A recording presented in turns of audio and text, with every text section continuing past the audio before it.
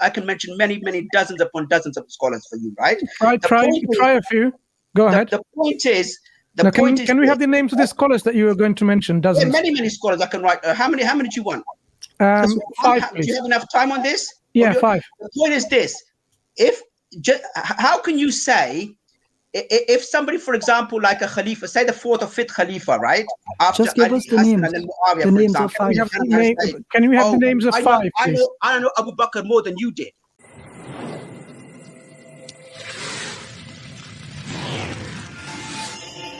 Christian, you need to unmute your mic and state where you're from, and please state your question as well. Hello, good evening. Can you hear me? Yeah, good evening, we can. Good evening. Congratulations on your new Dawah channel. Thank you. I hope I will not be cut off on this occasion for simply asking a question. As long as you're on topic. Regarding specifically the topic, please. You sound very familiar. Regarding specifically the topic, please, is the Bible reliable? Yeah. Yes, it is. Taken as a whole, from Genesis through to Revelations, taken as a whole, there is no book in antiquity which come close to it in terms of manuscriptural evidence, in terms of everything. The Bible is absolutely reliable. Now, my question, though, however, is regarding the Injil. If I was to ask you, give me the Quran, you could easily give me the glorious Quran. The question is, the Injil, which is referred to the Injil in the Quran, refers to the Injil by the word Injil. The question to you or any of your scholars is, give me one evidence from 1st century of Christian era, from any of the earliest church fathers or anyone which refers to a book called the Injil. Clearly, if the Injil existed in any shape or form, however small it was in comparison to the Quran, the disciples would have known about it. The earliest church fathers would have known about it. So where is there any evidence of the Injil? Okay, I take this one, guys. First and foremost, I think I would like to remind you that now, please don't ask a question with a question. Just answer. Christian, don't make rules here. You're not the one who makes the rules here. We make the rules here. Is our channel. Okay, so please try to respect the decorum of this forum. All the other people, Christians who came here, they were respectful, and I suggest you do the same. First and foremost, do you know from the 1st century any book called the New Testament? There were the books were there, absolutely. No, show me the evidence, please. If you have the evidence, please bring forward. Just like you asked for evidence, I'm asking you for evidence. You're being respectful. You asked a question, I'll answer it. Okay, go on. Your question was, calm down first, man. What's wrong with you? The New Testament. Those 2 words, New Testament, are English words, right? Okay. First of all, English wasn't there at that time. But yeah, the books of the New Testament were absolutely present in the 1st century. I'll give you the Greek term, and then we'll go on to the next question. No, wait. Calm down. You are fast forwarding all the time. What was the name of the New Testament in the 1st century? Whatever you do not cut me off. That'll be academic thing for your viewers. Because I'm just asking a simple question. Can you first calm down? And not be deceived by this. So take a deep breath. Calm down, mate. Hashim, just 1 second.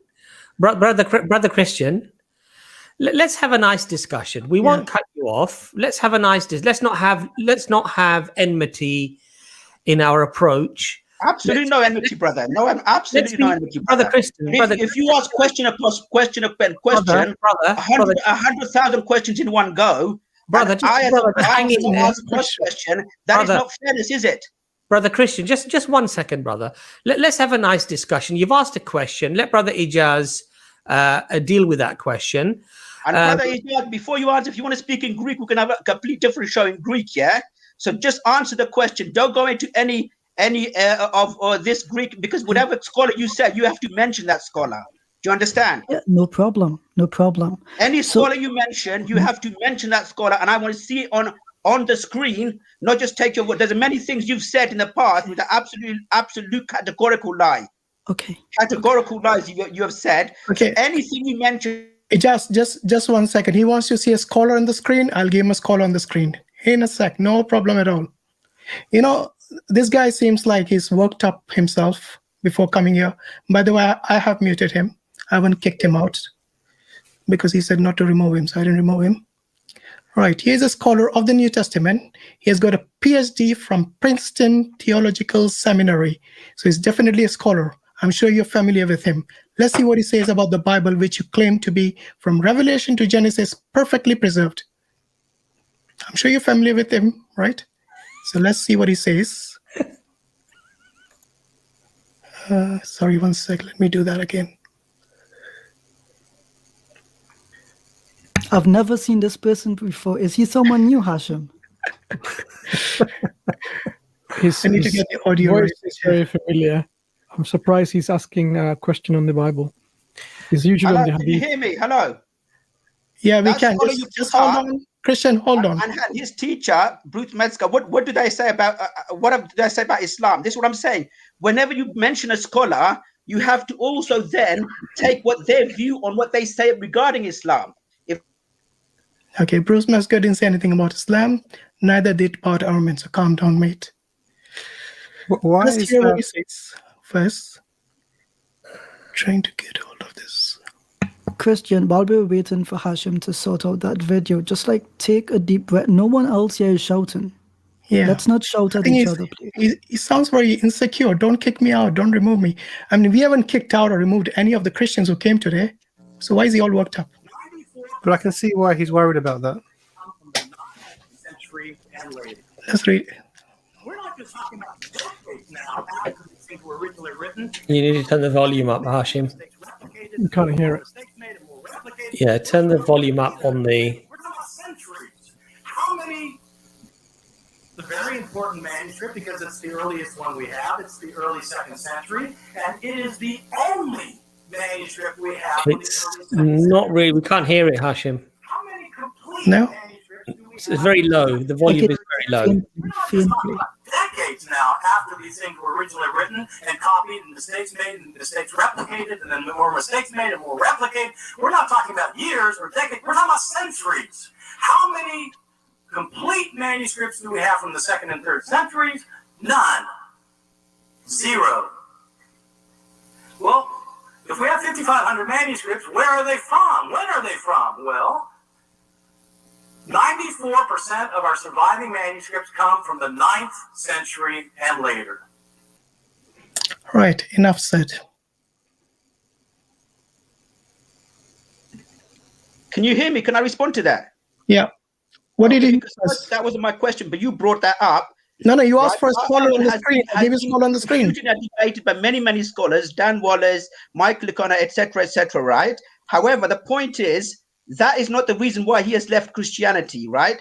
Anyway, let's go back. We can debate Bart Ehrman and his Professor Bruce Metzger, etc. My original question. No, right? wait. Hold on. Calm down, mate. First and foremost, do you want to make a comment to what he said? I said to you, he's been refuted many times by many this other point? scholars, On many this greater point? than him. Did you Michael hear what he said? O'Connor, Okay, tell Dan us. Wallace, and that is not the prime reason why he left. Okay, I'm going to really remove you if you're not going to answer questions.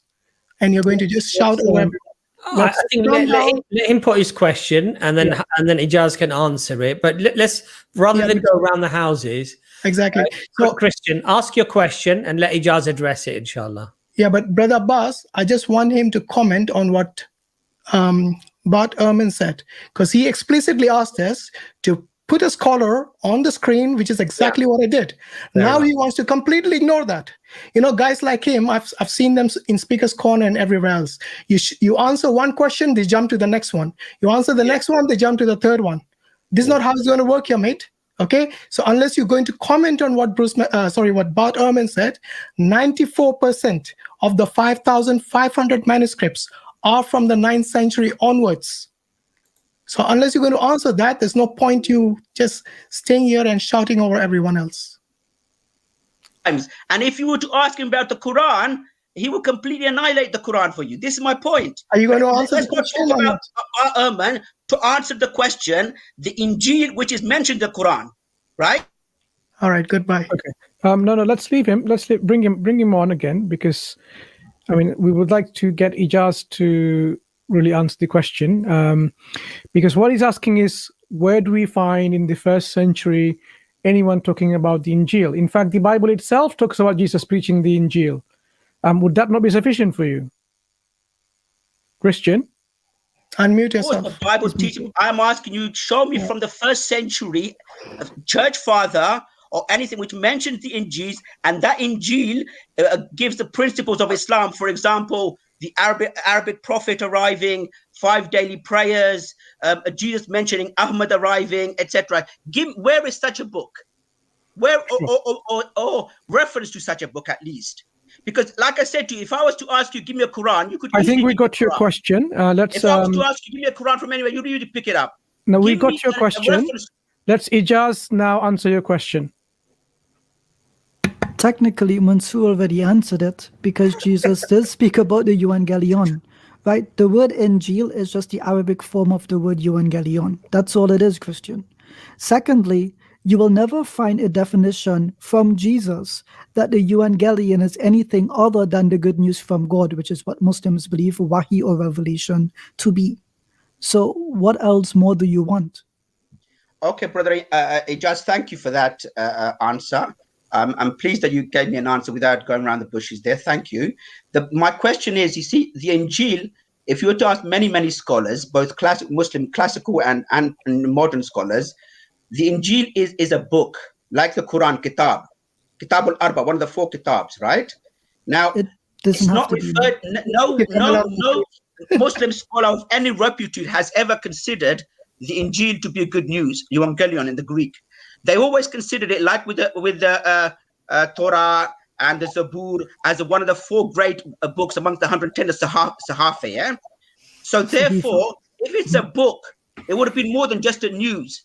I mean, the Injil would have been more, it would have had more other details, especially about the arrival of the last prophet, or you believe it's the last prophet, we believe it's the Holy Spirit. You know, it would have mentioned a bit more detail about it, right? So now I understand it's been corrupted, and you believe it's corrupted, etc., etc. The point is, there still should have been some reference to it. And well, my can question answer is, that. where is that? I can answer. You constantly go on about all these other gospels that didn't make it canonized into the 4th century. And quite right, you have the absolute right to talk about that. But clearly, you have to mention the Injil, the book of the Injil, not just the good news, the Injil, Kitab al-Injil. Christian, Where we is got it? the point. Christian, you can slow down. We got the point. You Calm don't down, have to mate, repeat the question like ad nauseum. Like, we can understand Okay, your point. I'm done, but I'm gonna have to take time Right. then if I calm down. Right. Because Yeah, the but reason why take the time you need to calm down. That's the only reason. You have the luxury of talking at your own pace because you've got the time. It's your channel. Whereas I don't want to, because I'm aware other people want to, and it's getting late. That's why I'm rushing. But I apologize. Thank you. How many cups of coffee did you have before you came on the stream? Like, it's okay. We didn't rush anyone else before you. We could have given you 5 minutes to ask that one question. Okay. So Christian, here is the thing, right? Early Christian, so let me just correct something you said earlier. You said that Injil does not mean good news. No, we accept that the word Injil does come, or is the equivalent of at least the word Evangelion in the Greek. This is not something that we need to speculate about. It's just what the etymologists say. Secondly, from this, we don't need to see of any Christian scholars or early church fathers writing about a book known as the Evangelion, because the only thing that they seem to be familiar with from the time of Jesus are the kerugma about or from Jesus, the good news, which is the kerugma, which simply means the oral preaching. Now, to be clear, and maybe Ustad Hashim or Mansour can correct me, or anyone else really, to be honest, the Quran does not seem to refer to the Injil as a kitab in any one specific ayah. I could be wrong on that. But when we say Ahlul Kitab, we understand this to mean that God did send them revelation at some point. As to the explicit form of that revelation, we do not know, and we do not speculate about this. Secondly, you asked me to speak about you told me we can't appeal to corruption. So here's what I'm going to do. I'm going to read for you what Origen, who lived in the 2nd century, so that's a very early source, what he himself says the early Christians taught. Let's read that. And then I'll give you the reference, and I'll post the link in the comments so you can read the book that speaks about this as well. So let me just read the quote from the scholar, and then he quotes Origen. He says, even more clear-eyed was Origen, who in the 3rd century anticipated modern criticism by candidly observing that at many points the 4 Gospels do not agree. He inferred that their truth cannot reside in the material letter. The evangelists sometimes altered, and he's quoting here, altered things which from the eye of history occurred otherwise. They could speak of something that happened in one place as if it happened in another, or of what happened at a certain time as if it happened at another time. And they introduced into what was spoken in a certain way some changes of their own. He ends with saying, the spiritual truth was often preserved, one might say, in the material falsehood. Now, I don't make this claim, but an early church father, Origen, does. He lived between the 2nd and the 3rd centuries CE. And the reference for this is from Dr. Dale C. Allison Jr.'s work, The Historical Christ and the Theological Jesus. So I'm going to post a link to my article about this in the chat, and you can buy the book. It's like, what, $5, $10 on Amazon? Here we go, and I've just posted it in the chat, or maybe Uncle Hashim, Ustad Hashim, all habits die hard. Ustad Hashim can put it up on the screen. There we go. So there we go. I don't need to appeal to the Quran to make the claim because early Christians made it for me. Simple. So Christian, what's your third question? So you still haven't answered the question is that there was no, from any church father, reputable, or any of the earliest disciples or the descendants, any reference to a kitab called the Injil. We have nothing from the disciples historically. Or the arrival of the final prophet somewhere in Arabia. There's no mention of that. We don't believe the Injil. We don't believe the Injil has to say those things. There is no evidence, yet you expect all Christendom, all humanity to accept a prophet from Arabia. When the final prophet, Jesus and his disciples, when the second last prophet, Yahya and his disciples, when his father, Zechariah and their disciples, when the Ahle, their families, none of them or their descendants even mention a book called the Injil or towards it, and yet you expect 6 centuries later. Christian, that's the evidence you have to find. I shouldn't be shouting about that. That's the evidence. Christian, just pause for a second, right? We have no historical evidence of anything from any of the disciples of Jesus themselves. Sean McDowell has written a beautiful book about this, as has Dr. Dale C. Allison Jr., as has Dr. Marcus Bockmuehl. In fact, he even mentions in his book on Peter, he actually specifically mentions the first page of the first chapter that we have nothing historically from the most famous disciple, who is Peter himself. Historically, we have nothing from the disciples. What evidence do you? Paul. Oh, Hashim, earliest writing, Corinthians from Paul. Let me just finally, I don't want to answer going to, because I thank you very much, and I thank you for taking my questions. I do apologize if I sounded shouting. I was just not aware of taking too much time late in the evening. Sure, but can I ask you a question which is really not on the topic, just to affirm something? It is regarding the topic, yes. No. Paul, right? Question, I know you don't accept him, etc. Christian. Paul knew Peter and James, right? It's like saying, for example, Ali, your fourth disciple and the first of Shias, right? Oh, he did. If somebody came after Ali and said, "Oh, he didn't know Abu Bakr," right? Paul knew Peter. They had the disagreement, and James, right? They had the brother of Jesus. So Paul writings are there present, and those date within months and months. And many, I can, just as you mentioned scholars, quite rightly, liberal scholars, I can mention many dozens upon dozens of scholars for you, right? Try a few. Go ahead. The point is, can we have the names of the scholars that you are going to mention? Dozens. Yeah, many scholars I can write. How many do you want? 5, please. Do you have enough time on this? Yeah, 5. The point is this: how can you say, if somebody, for example, like a Khalifa, say the 4th or 5th Khalifa, right? After just give us the names. And then Muawiyah, the names of 5. Can we have the names of 5, please? I know Abu Bakr more than you did, right? The point is, Paul met with these disciples. They had the disagreements, but none of them ever then turned around and said, "Paul, you're an imposter." They fought for Paul. So the point is, Paul is the greatest of disciples. He is the one that said that this was passed on to us. Now, just very, very finally, this point. You see, whenever you're having discussions, you like to say, we want to see what Jesus said in the Bible. Quite rightly, yes, what Jesus said. Jesus has said in the Bible many, many, many times that the Son of Man will die, will be crucified, and will raise back to life again. Those exact words. Does it say he will die in India? Who? Christ. No. Do you believe he died in India? Ahmadiyya. So you don't believe he died in India? Ahmadiyya. Sure. So you don't believe he died in India? No, I don't believe that. My point is this. You have to have consistency. Either you believe what Jesus said in the Bible, you say, oh, we don't want whatever anybody else said. We want to see what he himself said. Okay, fair enough. He has said on multiple occasions that he will die and be raised back to life 3 days later. Either believe that or you don't believe. You cannot have one method. Okay, Christian. Can I ask a question, guys? Is that right? Yep, Dr. Imran, go ahead. Sorry, Christian, first time I've spoken with you. Just want to ask you one quick question. So you spoke about Paul being the greatest of the apostles. Is there anyone from amongst the disciples of Jesus that confirms that Paul is an apostle? And if so, could you refer me to the verse? Let me just answer that, Imran. But I like the way you answered the question. Thank you. I like having I don't know how long you got on this show. I do apologize if I'm taking up. It's getting late. You see, it depends what you mean by a confirmation. None of them ever. They had the disagreement. The verse from the Bible would be fine.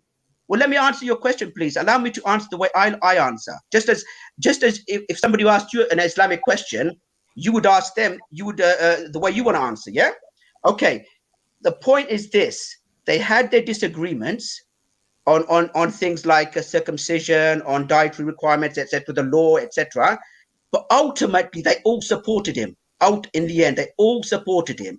The fact that they supported him, then didn't disagree or didn't curse or didn't say things after him, etc., is evidence of their affirmation. If they believed that he was an imposter, they would have turned around and said, "Well, you haven't met Jesus. Who are you to talk?" Just like if somebody was to turn around and say to Muawiyah, "Oh, you haven't met Abu Bakr. Who are you to Brother Christian?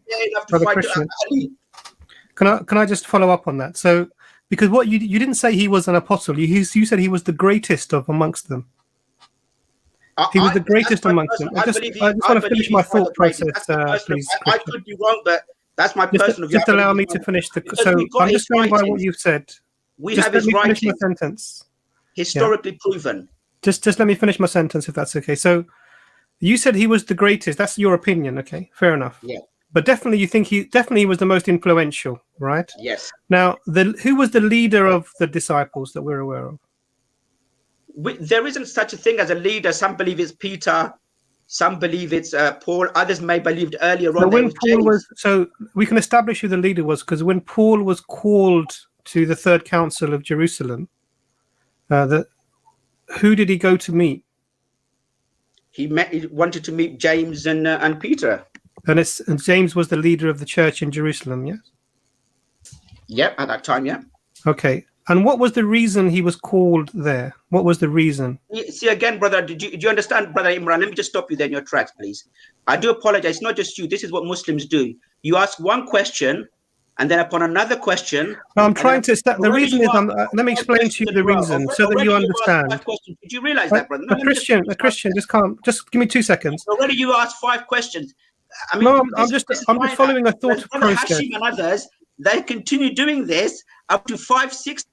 Okay, honestly, this guy is Christian. Just be relaxed. A waste of time, as I said before. Yeah, I agree. Answer one question, he'll ask. Sorry, before you answer the first question, he'll ask you 10 different questions. Sure. So the main point here is to make the claim. Yeah, go on, make a point. To make the claim that Paul is the greatest of the disciples, and then have him not be the leader, because we know James was the leader. Also, to have him reprimanded by James in the Third Jerusalem Council for doing something such as preaching against the law, which he denies and carries out the Nazirite vow to prove that he wasn't doing it, when actually he was doing this, we know from his letters. This is very problematic to say that he was supported. He clearly misled the Jerusalem Council about what he was doing, and even carried out a vow to that effect when actually he was clearly teaching against the law in wherever he was preaching. So there's a big issue with somehow making Paul, and I understand why the need for Paul to be, supported and protected by Christians is because most of their theology is on the lips of Paul. You don't find these words on the lips of Jesus. Absolutely. Okay, Christian, you want to make your point? Because, just have to be respectful. That's all. My point is, if the words of Paul were different, Peter, James, and all the others would have been up in arms about it, writing their own letters and so on. They don't do that. So who are you, 6th century or 2000 millennia later now saying that you know better? If I was to, for example, ask you, do you know better, or do Ahmad bin Hanbal or Abu Hanifa? You would turn around and say to me, who are you? 14 centuries later, Abu Hanifa knew the Prophet more, Imam Malik knew the Prophet more, Ahmad bin Hanbal knew the Prophet more, or you did. The disciples, Peter and James and all the others knew Paul more, or do you know Paul? Christian, how do you know Jesus more and what Paul said about Jesus, or do you? Christian, so you have to be consistent there. When you apply these principles to Islamic eschatology, jurisprudence, whatever theology it might be, you have to be very, very consistent. But thank you very much. You haven't answered the question in that the 1st century, no scholars ever mentioned the Kitab Injil. I think you didn't accept it. That's a different thing. Can I tell you where Mark mentions the? Could you read Mark 1:14 and tell me what the good news is in the Greek, please? As I said, Brother Imran, don't try to dictate. Just answer the question. You can answer the question. I didn't dictate. I asked you if you could. Ask another question with another question, brother. Yeah, I appreciate it's your show. I'm very thankful for you. It's not my show. It's Brother Hashim. That is the answer there in the Gospel of Mark. If you can answer it, the answer is there in the text that he is asking you to read. Christian, your question is going to be answered. Okay. Yeah, I think we should let him go. Maybe I think we should let him go. He's not willing to have a discussion. He's willing to have a monologue instead.